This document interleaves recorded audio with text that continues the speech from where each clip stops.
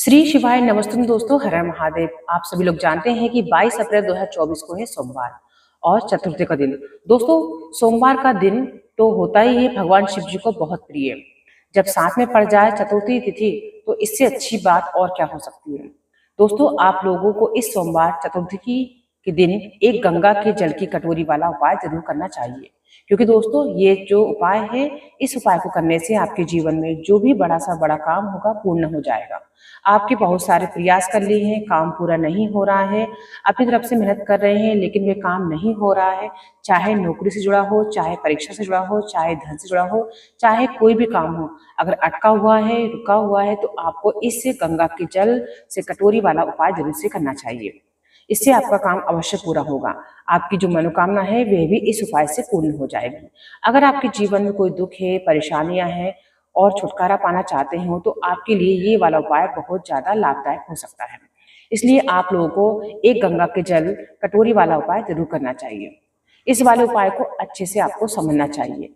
इससे एक कटोरी गंगा जल वाले उपाय को हमें कब करना है, किस समय करना है और किन लोगों को करना है, इसकी जानकारी हम आपको इस वीडियो के माध्यम से बता रहे हैं। हम आपको यहाँ पर बता दें कि इस वाले उपाय को घर के किसी भी एक बड़े व्यक्ति को करना है।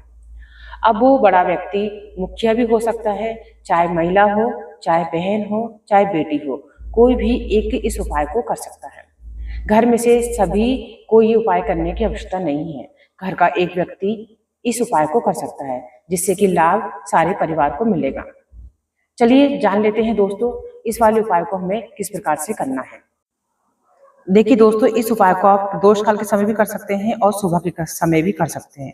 ठीक है, यदि आप प्रदोष काल के समय कर रहे हो तो साथ में एक दिया जरूर लेके जाइएगा और सुबह कर रहे हो तो एक लोटा जल अवश्य लेके जाइएगा। दोस्तों, उपाय करने से पहले सबसे पहले आपको क्या करना है कि सोमवार दिन सुबह जल्दी से उठकर आपको सभी कामों से निवृत्त होकर स्नान आदि कर लेना है। इसके बाद में आपको एक मीडियम साइज की कटोरी लेनी है। कटोरी आप छोटी सी ले लीजिएगा और आपके घर में गंगा जल है तो गंगा जल से उस कटोरी को भर लीजिएगा। यदि गंगा जल नहीं है तो आप एक दिन पहले ही बाजार से मंगा लीजिए, या फिर उसी दिन आप को जहाँ पर प्रसाद की दुकानें होती हैं या फिर पूजा का सामान मिलता है वहां पर भी आपको गंगा जल की एक छोटी सी बोतल आप ले आइएगा। फिर उसके एक कटोरी यानी छोटी सी कटोरी में आपको गंगा जल भर लेना है। उस कटोरी को भरने के बाद आपको क्या करना है कि आपके घर में जो किचन होता है, जहाँ पर रसोई घर होता है, जहाँ पर हम पानी रखते हैं, मटका रखते हैं, जो कि पितरों का स्थान होता है, वहां पर हमको जाना है। देखिए, ये बहुत जरूरी है क्योंकि जहाँ पर मटका होता है वो पितरों का स्थान होता है। अब इस कटोरी में आपने गंगा जल भर लिया है। भरने के बाद सुबह के सही समय ही आप लोगों को क्या करना है कि अपने घर में जहाँ रसोई है वहां पे आपको चले जाना है। ठीक है, अब क्या करना है आपको कि रसोई घर एक ऐसा स्थान होता है जहाँ पर हम महिलाएं खाना बनाती हैं और अपने परिवार और की खुशी के लिए भगवान का नाम लेकर खाना बनाती हैं, और वहाँ पर हम पानी भी रखते हैं। रसोई घर में आपको वहाँ पर चले जाना है। अगर किसी के घर में ये वाला स्थान नहीं है, आज ही बना लो।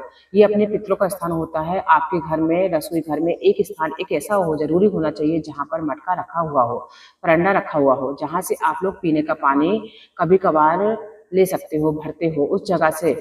अब आपको क्या करना है, इस गंगा जल कटोरी को लेकर के जहाँ पर आपके घर के रसोई घर में पीने का पानी रखा है, मटका रखा है, परंडा रखा है, उस जगह पर जाकर आपने इस गंगा जल की कटोरी को वहां पर रख देना है।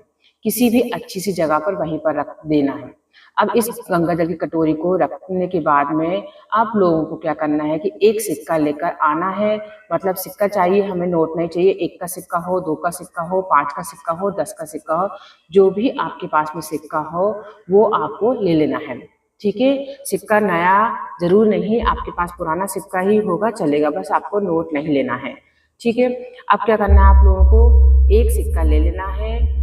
एक सिक्का लेने के बाद में आपको क्या करना है कि एक सिक्के को लेकर के आना है इसी गंगा जल के कटोरी के पास में, जो आपने घर की रसोई घर में परंडे के पास में रखा है। उस गंगा जल की कटोरी के अंदर आपको इस सिक्के को डालना है। कुंदकेश्वर महादेव जी का नाम लेते हुए आपको ये उपाय करना है। ठीक है, एक बार और सुन लीजिए। आपको कुंदकेश्वर महादेव के नाम से 1 का सिक्का आपको उस गंगा जल की कटोरी में डाल देना है। ये कटोरी आपको जब रखो तो परिवार वालों को बोल देना कि इस कटोरी को आपको छूना नहीं है और गलती से भी इस कटोरी का पानी कोई इधर उधर ना डाल दे। ठीक है। अब आप लोग क्या करेंगे, आपका जो भी काम है, जिस भी मनोकामना से आप ये वाला उपाय कर रहे हो, उस काम के लिए आपको निकल जाना है। दुख और परेशानियों के लिए आप लोग उपाय कर रहे हो, इस उपाय को यहाँ पर भी छोड़ दो, बाकी आपको कामों में लग जाइएगा। काम में आपको सफलता पाना चाहते हो, परीक्षा देने जा रहे हो, उसमें सफलता पाने के लिए ये वाला उपाय किया है। नौकरी में इंटरव्यू पाना चाहते हो तो आपने ये वाला उपाय किया है। धन प्राप्ति के लिए भी आपने ये वाला उपाय किया है। आप लोगों की जो भी मनोकामना थी इस उपाय को करने से पूरी हो जाएगी।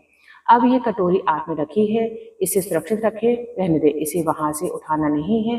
जब आपका काम पूरा हो जाएगा, जैसे ही आपका काम पूरा हो जाता है, आप मतलब सुबह इंटरव्यू देने गए हैं और शाम को आपका अच्छा सिलेक्शन हो गया है, दूसरे दिन अगर सिलेक्शन हो गया है या फिर दुख हो परेशानी हो वो आपकी धीरे धीरे दूर हो रही है, परेशानियां कम हो रही हैं, तो अगले दिन आपको क्या करना है, 2 या 3 दिन हो गए हैं और आपको लग रहा है कि आपकी मनोकामना पूरी होने वाली है, दुख और परेशानियां आपके घर से बाहर हो रही हैं और आपके घर में बरकत हो रही है, तो आपको क्या करना है, आप समझ जाइएगा आपका उपाय काम कर गया है।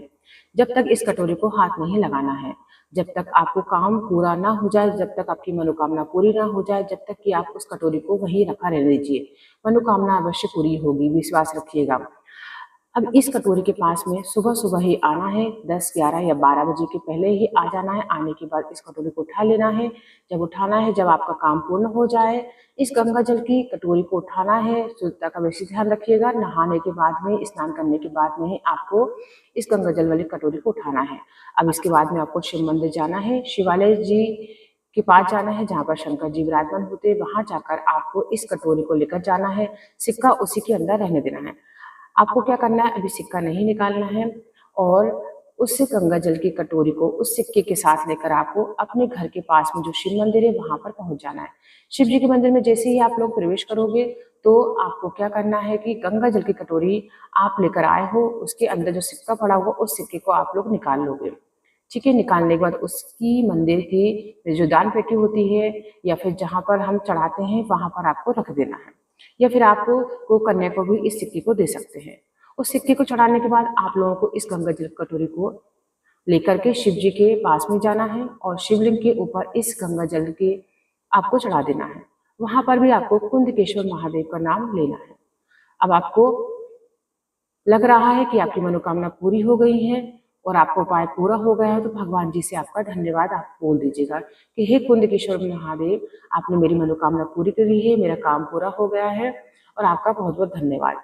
देखिए, आपने ये उपाय कर लिया है और ये उपाय 100% सफलता प्राप्त देने वाला है।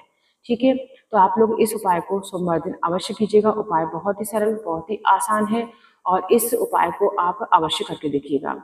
किसी कारणवश कोई भूल चूक हो जाती है तो आप दोबारा भी इस उपाय को कर सकते हैं। ये उपाय कभी भी किसी दिन किया जा सकता है।